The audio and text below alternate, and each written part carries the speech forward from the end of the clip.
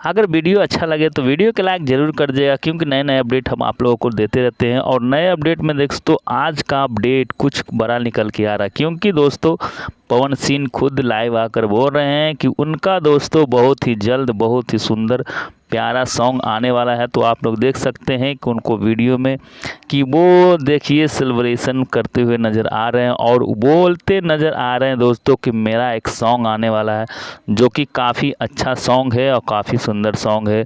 तो पवन सिंह के दोस्तों अब बैक टू बैक गाना आएगा, क्योंकि आप समझ सकते हैं कि पवन सिंह लोकसभा चुनाव में व्यस्त हैं।